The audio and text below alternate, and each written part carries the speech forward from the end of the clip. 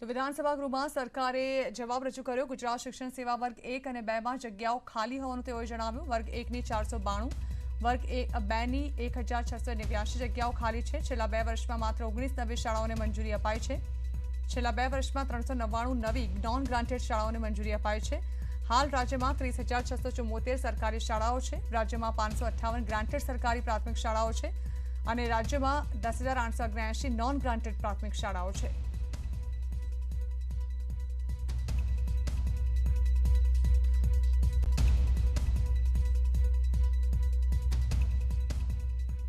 તો આ સિવાય રાજ્યમાં 31 સરકારી પોલિટેકનિક કોલેજોમાં કર્મીઓની ઘટ છે। વર્ગ 1 ની 79, વર્ગ 3 ની 690, વર્ગ 4 ની 385 જગ્યાઓ ખાલી છે।